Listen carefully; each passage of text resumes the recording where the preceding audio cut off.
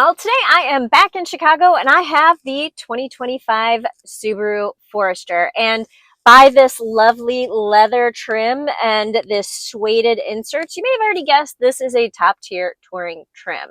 So as you can imagine, this has all of the whistles and bells on it. So what I'm going to do in this video is, you guessed it, a tech check. Because Subaru has done something really interesting here. There are some really high-tech features mixed in with some really low-tech features. So I'm going to show you what I see. I'm going to walk you through some of the features, and I'm going to close out with what is arguably my favorite thing on this vehicle. So let's take a closer look at this week's car du jour, the 2025 Subaru Forester. Now, as soon as you get behind the wheel, the biggest thing that you are going to notice is this big vertical screen right here. This is probably the highlight of the technology that you see on the 2025 Subaru Forester. I like the vertical screen. It has wireless Apple CarPlay and Android Auto, and it does, because this is a top tier touring trim, you also do have the integrated navigation. Now, because this has wireless Apple CarPlay and Android Auto, you do also have Apple Maps, Waze, Google Maps, the access to your phone maps as well, and it projects really well on this screen. So I will say one of the things about this, though, is, and I've said this probably in every Subaru I've ever driven that has, any kind of an infotainment screen, this right here, to me, is just a little bit dated. I think that, it swipes really well, and you can, move through these pretty well, but these graphics, I don't know, they just, to me, they're a little bit dated. So it's like high tech, ooh, low tech. High tech, ooh, low tech. So, yeah, it's a personal preference, and if you're an Apple CarPlay or Android Auto person, yeah, you never have to look at that, because as soon as you get in the vehicle, it will automatically repair with your phone, and the Apple CarPlay will show up through this screen really well. Now, unfortunately, because I am filming with my phone, I can't connect my phone and show you Apple CarPlay, but it is very interactive, swipeable, and I didn't notice any lag, so it does a good job. And I will point out, if you are using Apple Maps, your directions will actually show up in your behind the wheel cluster. Now, this right here is going to be one of the low-tech things that you have in the vehicle, because you do have analog gauges, and then you have this teeny tiny digital display right there. But you can direct what you see in this top half of the display by going through this right here. So you have, these, well, actually it's these right here. You have this little up and down dial, and then it just kind of scrolls through some different items that you can see in this area. And where it said no Apple CarPlay item, no device connected for Apple CarPlay, that is where your directions will show up when you are using Apple Maps navigation. All right, I feel like we just need to do a quick look at the interior of this vehicle, because I do like this brown and black situation we've got going on, with the brown leather and then the suede inserts on the seat. Seats are the appropriate place for your suede. I hate it when automakers put it on the steering wheel, but I think this is a really handsome, attractive interior. And again, the top tier touring trim, $41,000. Let's just keep that in mind. I also really like that. Some other tech features that you have going on, again, because this is a top trim, you do have memory settings for your seat, you have a heated steering wheel, and then you have your heated seats and ventilated seats in this area right here. So your HVAC shows up in this area at the bottom. This will not change even when you are, connected to your maps, connected to Apple CarPlay. This always stays here at the bottom for your climate controls. And I'll be honest with you, it didn't really bother me that this was digital, because you do also have these right here to control your temperatures. Now, I would prefer that to be a dial, but whatever. So, but that didn't really bother me, and it didn't bother me to adjust the fan speed using this. And this was really easy to hit with if you wanted your heated or ventilated seats. So, yeah. So I know some people don't like having your controls on the screen, but if you're going to have controls in your screen, this this is not horrible. Now, taking a quick look at the steering wheel, we already pointed to the fact that this right here will control what is showing up in the top little bit of your cluster, but you have your audio controls here. So I listen to podcasts a lot on my drives, and this will kind of fast forward for you.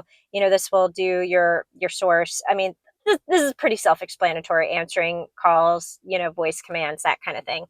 And when you move over here, this is going to be your adaptive cruise control area, with your turning on your adaptive cruise control, and then your settings for distance control between you and the vehicle in front of you. And then you also have your lane keep assist. You can turn that on and off here.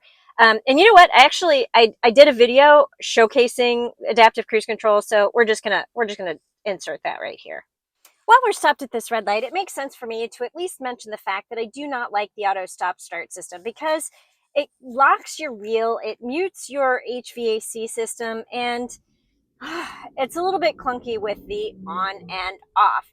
Now, the good news is you can turn this off, but it is not a physical button, and you have to hit that little touch point on the screen right there in order to turn it off. Yeah, I would turn it off. I don't like it. I don't think it saves enough fuel to really matter, but that's just my opinion. I know automakers, pretty much every car has it these days, but yeah, I don't like it, and I just don't think it saves you enough fuel to deal with the aggravation. Now that we're on the highway, I want to talk a little bit about adaptive cruise control and some of the safety systems that you have going on here. So in order to turn cruise control on in the adaptive cruise control system, there's a button right here that you press. Now that turns the system on, but it doesn't set your speed. So we're actually not going the speed limit at the moment, because this truck in front of me is going slower. So what I want to do is get around him so that I can go the speed limit, and then we will set the adaptive cruise control. So, all right. Now we are going the speed limit, so I'm going to push the down button here, and that will set my cruise control at the speed that we're going. So I was at 71, so it has set my speed at 71. If I needed to take this up a little bit, I wanted to pass somebody, I could just press the up button, and then if I wanted to take it back down, you just press the down button. You can also press this button in the upper left-hand corner to set the distance between you and the vehicle in front of you. So I tend to go with the shortest distance, but you could, if you want more space between you and the vehicle in front of you, you can certainly increase that, and it will give you more space, more reaction time, as it were. Because this is not a level 2 system. This is not a hands-free system. You've got to pay attention. There is a camera watching your face to make sure that you're paying attention. And, you always have to be able and willing to react. Now, that being said, I did find that this system was a little bit sensitive sometimes. I did a little bit of a 400-mile road trip in this vehicle, and I found that there were times where I was, so I'm passing, and the car didn't speed up fast enough, so I actually used my foot. So there were times during the road trip where I felt like it was a little bit sensitive. So I would be checking my blind spot, or, looking at something over there, and, kind of watching something that was going on. And I was looking out of my peripheral vision at what was going on to the side, but didn't have my face moved forward. And the vehicle was like, bah, bah, bah, bah, bah, bah, keep your eyes on the road. So that was a little bit annoying. And the other thing that I found annoying was that, I driving on the highway, you're driving in a straight line. I'm not white knuckling it, so I just kind of lightly have my hands on the wheel, but obviously with enough of a grip to make a turn or change lanes or whatever. And there were a lot of times that the vehicle did not sense my hands on the wheel, and it would tell me to put my hands on the wheel. So then I'd have to do like a little bit of that to kind of jerk the wheel a bit to say, hey, my hands are there, stop squawking at me. One other thing about this system that is also a little bit sensitive is I found myself fighting with the active lane trace assist, or the lane centering, because like I wanted to be in a different place in the lane than the vehicle wanted me to be. So, say I'm passing a large semi, I want to move to the right of the lane a little bit just to give them a little more space, especially if they're crowding into my lane. And the vehicle kept like pushing me back the other way. So I found like there were some times that I was kind of fighting with the vehicle because it didn't like my placement in the lane versus where it wanted me into the lane. But the good news is this button right here in the lower right hand corner, yeah, you can turn off the lane trace assist. So you are in complete control of steering the vehicle. So it depends on the level of nannies that you want, but I think most of this stuff can be turned on or off. I love the adaptive cruise control. I think it works really well. It isn't terribly herky-jerky. And, there were a couple of times when the vehicles were slowing down a lot faster in front of me and the vehicle wasn't prepared to do that. So it would be like, ah! So I had to brake for it. But, for the most part, in regular traffic, I thought it did a really good job with modulating my speed as well as slowing down as the vehicle in front of me slowed down. Subaru doesn't yet have a level 2 hands-free system. I don't know if it's coming. But what they have is pretty good. Now, something else I want to talk about as it pertains to driving is going to be fuel economy. And EPA estimates that you should get about 32 miles per gallon on the highway and 25 miles per gallon in the city, and 28 miles per gallon in combined driving. As you can see, yeah, I did not get that. I would say my average overall, the highest I got was 26.3 miles per gallon. But I will say, one, this is an all-wheel drive vehicle, and two, I was driving between 70 and 80 miles per hour on the highway pretty much the entire time. I mean, I've got 514 miles on the odometer for my drive, and I was not. I was going the speed limit, or a little bit over. So I was not driving 55.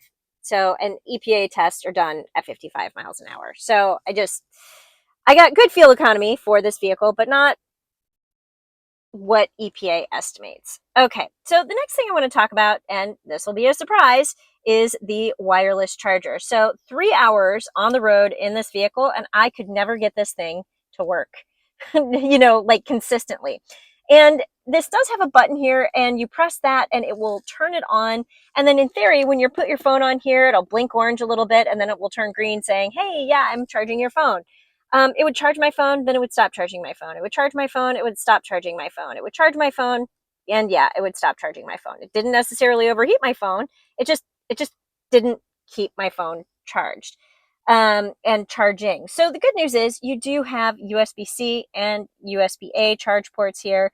And if you are going to be in the car for any length of time and actually need to charge your phone, yeah, that is going to be how you want to do it. And you can just turn off that button right there and set your phone here and use that as a space to store your phone while you're charging instead of the wireless charger. Now, one of the last things that I'm going to want to talk about before we hop into the back seat and just see what is going on back there is going to be the panoramic, well, yeah, I guess that's panoramic moonroof and its operation, because I think this is really interesting. If you want to open the shade, you have this manual operation here. However, if you want to open both the shade and the moonroof, you can just come right here and hit this, and then it opens both together.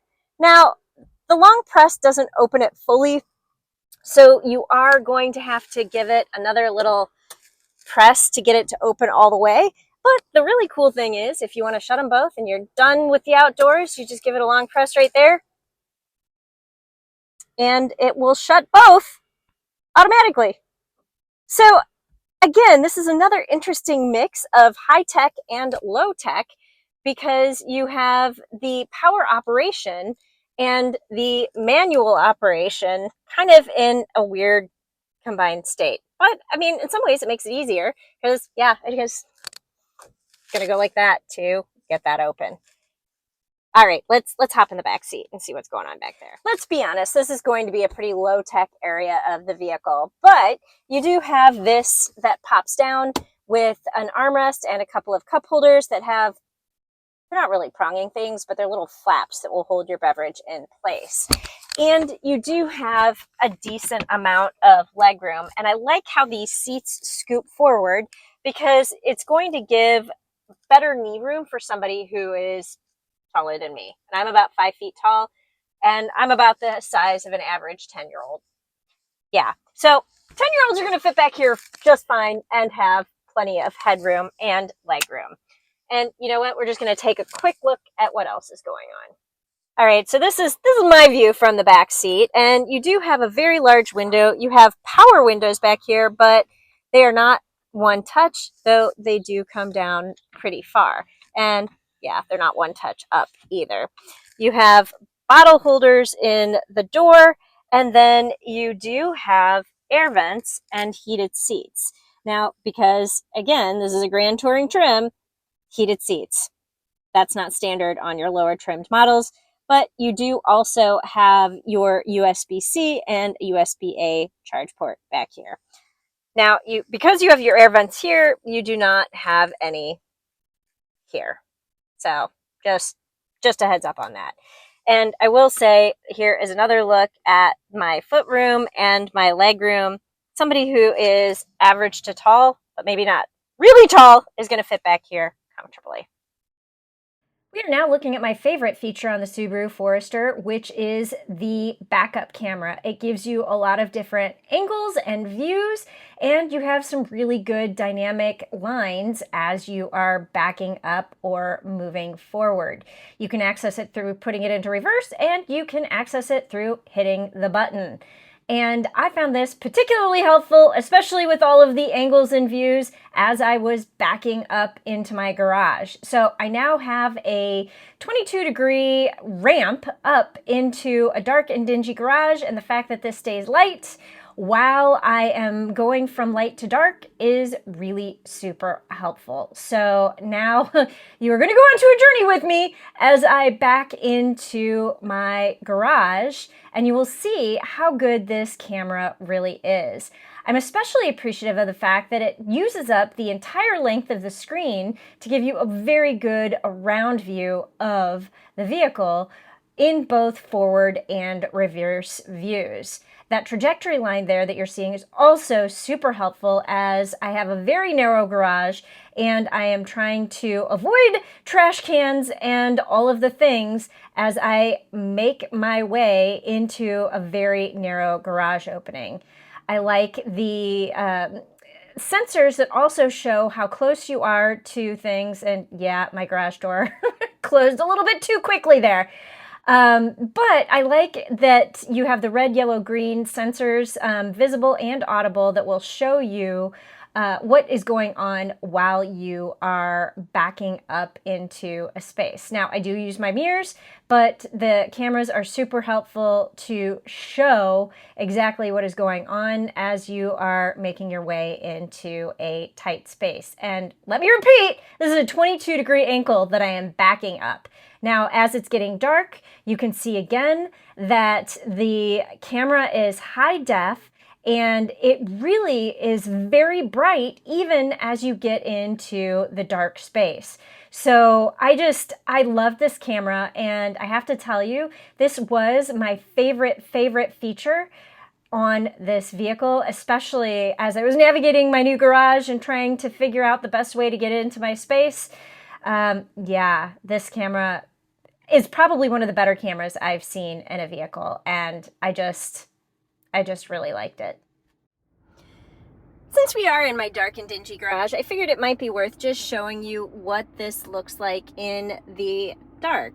And you know, not necessarily a tech feature, but helpful information to have. This does not have any ambient lighting, but you do have well-lit dials and controls on the door, you know, on the dash over here, on your steering wheel.